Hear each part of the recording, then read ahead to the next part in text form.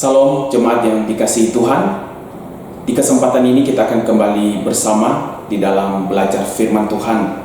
Dan pada saat ini kita akan belajar satu topik penting, yaitu karya terbesar dari Tuhan Yesus. Selama ini mungkin kita sering mendengar bahwa karya Tuhan Yesus itu adalah penebusan dosa. Tetapi di dalam Injil Yohanes memberitahukan kepada kita ada dua karya Kristus yang terbesar.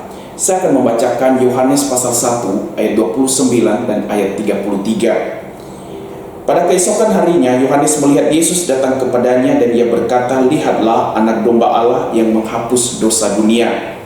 Ayat 33, "Dan aku pun tidak mengenalnya, tetapi dia yang mengutus aku untuk membaptis dengan air telah berfirman kepadaku, jikalau engkau melihat roh itu turun ke atas seseorang dan tinggal di atasnya, dialah itu yang akan membaptis dengan Roh Kudus." Dari teks ini, saudara, ada dua karya terbesar yang dilakukan oleh Kristus. Yang pertama adalah bahwa Yesus datang untuk menghapus dosa, dan yang kedua bahwa Yesuslah yang membaptis dengan Roh Kudus.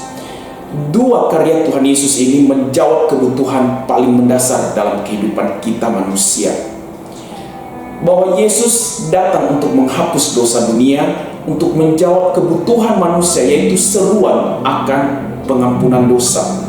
Kita manusia tidak mampu untuk bisa mengampuni dosa diri kita sendiri dengan segala usaha. Oleh sebab itulah Yesus Kristus datang ke dunia sebagai anak domba Allah. Dialah yang menjadi korban untuk penghapusan dosa. Kita dapat menikmati pengampunan dosa ini melalui iman kepada Kristus sebagai satu-satunya Tuhan dan Juru Selamat. Tetapi pengampunan dosa bukan hanya berarti di dunia ini kita telah terbebas dari dosa, tetapi Allah menghendaki kepada setiap kita yang sudah menikmati pengampunan dosa, bagaimana kita menaati Allah di dalam kesungguhan dan ketulusan. Oleh sebab itu, untuk menjawab hal ini, maka Kristus membaptis kita dengan Roh Kudus. Penggenapan ini terjadi pada waktu Roh Kudus dicurahkan di hari Pentakosta. Pada waktu kita percaya kepada Kristus, maka Roh Kuduslah yang melahirbarukan setiap kita, sehingga setiap kita memiliki hati yang baru untuk sungguh-sungguh mendengar Tuhan dan menaati Dia dengan kesungguhan. Ini sangat penting bagi setiap orang percaya. Karena apa?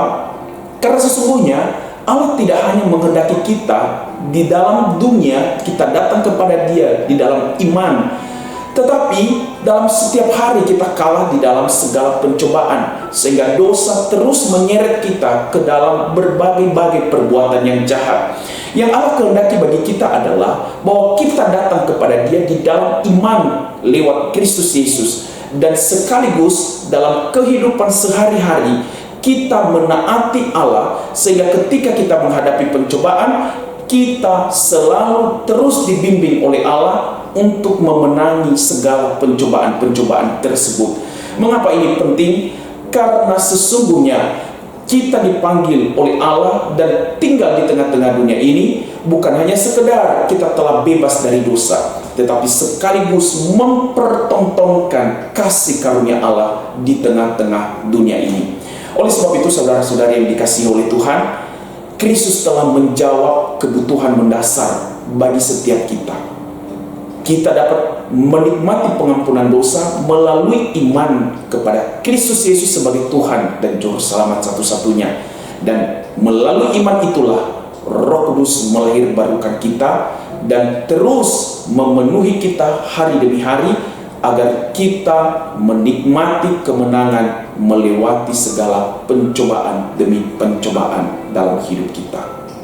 Demikian, sampai ketemu lagi. Tuhan Yesus memberkati.